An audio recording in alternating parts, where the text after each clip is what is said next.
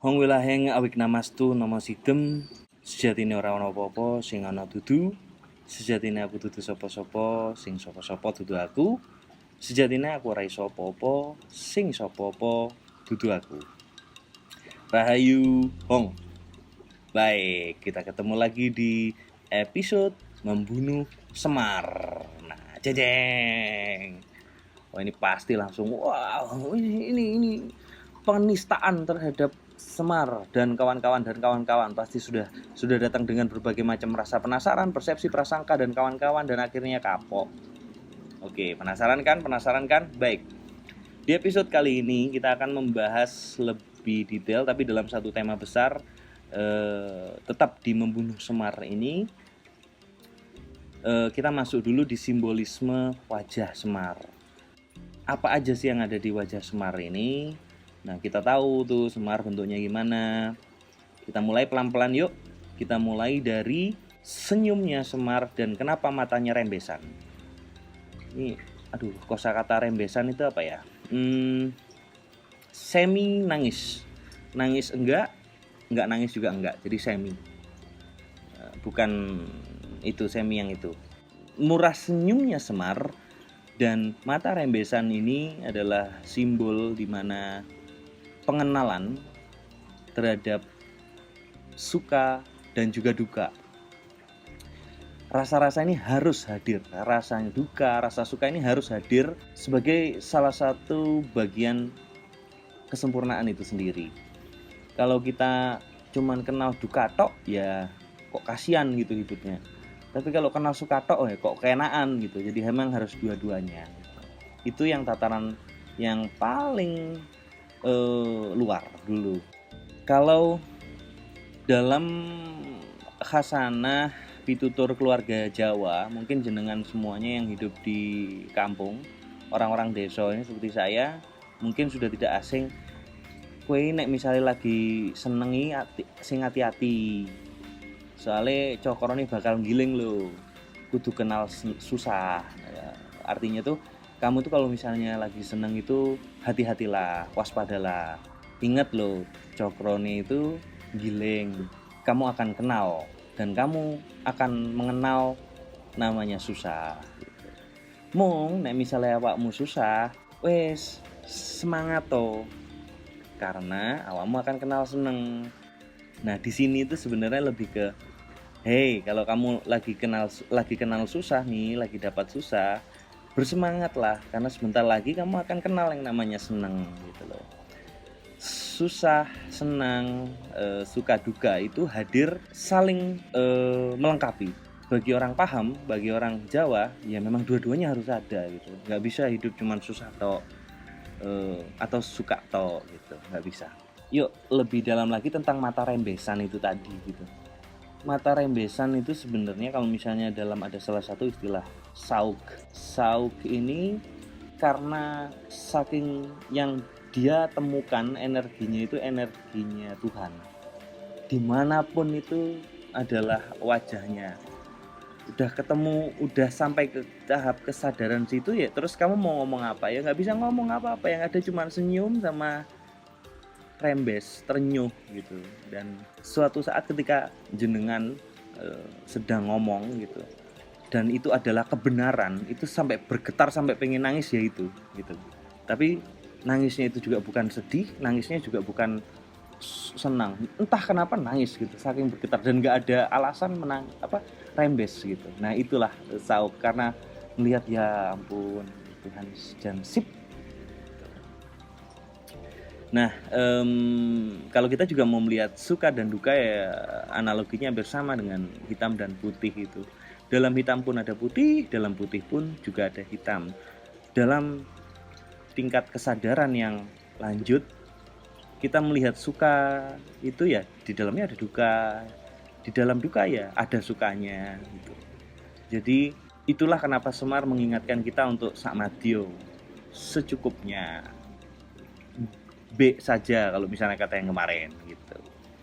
Dari situ kita akan bisa mengerti tentang walah bentuknya kesempurnaan ini memang ya begitu, harus macam-macam. Jenengan coba cek di ilmu fisika juga ya seperti itulah gitu keadaannya.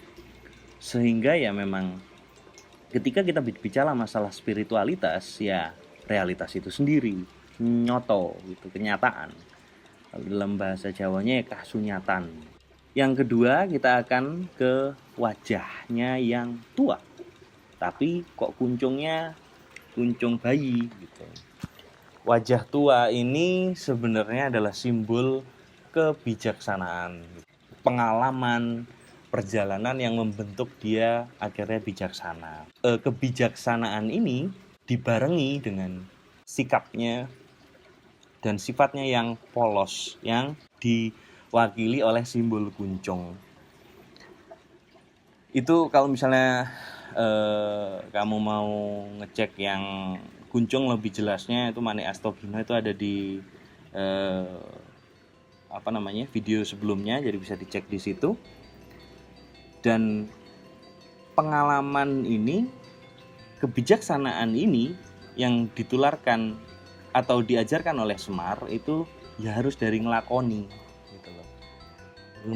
Makanya ada istilah itu, ngelmu iku kalakone kanthi laku. Nah, ya kalau mau ngelmu ya lakonono gitu.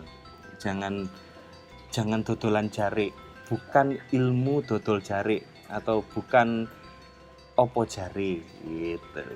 Apa katanya? Alah, harus dilakukan sendiri. Jadi itu tadi, bahwa wajah itu menggambarkan perjalanan spiritualnya sehingga dia bisa bijaksana, tetapi dia masih memegang yang namanya kesucian dan kepolosan itu untuk terus dibawa ke mana-mana. Kuncung itu adalah simbol kepolosan itu tadi. Dari sini pengalaman spiritual ini yang apabila dibarengi dengan kepolosan ini, bila tidak membuatmu lebih baik, maka ada yang salah dengan yang kamu pelajari.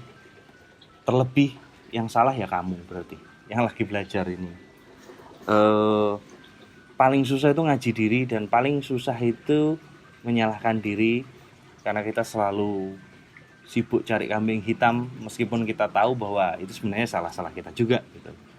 Oke, lanjut lagi, ada lombok. Jadi kalau kamu mau cek itu di kupingnya Semar itu ada lomboknya. Itu lombok dalam bahasa Indonesia ya cabe gitu, tapi Semar bukan cabe-cabean. Nanti kamu akan ada demo berjilid-jilid kalau kamu nanti sampai ngomong bahwa wah yang ada di anting-anting Semar adalah cabe-cabean. Bukan. Lombok itu adalah lambang kebijaksanaan. Kebijaksanaan itu bisa didapat tidak hanya dari yang enak-enak saja. Terkadang-kadang kalau aku nih dapat petuah atau segala macam itu caranya itu nggak enak. Tapi kalau direnungkan dan disadari benar, ya benar. Lombok itu lambang kepedasan gitu. Tapi pedas itu bisa berarti membukakan mata, membelalakkan mata. Yang kadang dia omongkan sederhana tapi bisa bikin panas telinga. Nah, itulah kebenaran dan kebijaksanaan yang kadang menampar kita tanpa banyak cincong gitu. Sama halnya ketika kita bisa aja berdebat dengan banyak orang, tetapi kalau misalnya memang kita mau, yuk kita sama-sama coba sehari aja. Itu kamu orang yang sedang mengkritikmu apapun itu, terima saja. Bayangkan bahwa yang kamu hadapi adalah dirimu sendiri. Ayo, kalau dirimu, cara ngomongnya dirimu ke kamu itu seperti itu, piye? Edan. Langsung masa pasti begitu, masa diriku seperti ini. Nah, tapi setidaknya ada bagian dirimu dia dalam setiap omongannya orang itu. Kita naikin lagi kalau misalnya memang kurang. Kalau misalnya memang itu caranya Tuhan untuk memberitahumu seperti itu bentuknya, akhirnya dia yang memberikan nasihat atau kritikan atau apapun itu, gimana? Ayo, kalau memang maunya Tuhan begitu, kamu mau apa? Ayo, mau ngapain? Kadang kita tidak bisa rumongso. Rumongsone awake dhewe sing bener, rasanya kita tok yang paling benar. kurang lebih itu yang ada, simbol-simbol itu yang ada di wajah Semar. Kita akan lanjut tapi di video selanjutnya. Jangan lupa subscribe, kalau suka ya di like, kalau mau bagikan ya bagikan, serah-serah sakarep-karepmu. Kita ketemu lagi di ngajurip sinau goblok. Nanti kita babar yang apa ya sak-sakku. Tunggu saja. Kalau nggak mau nunggu ya wes. Rahayu, rahayu, rahayu, hong.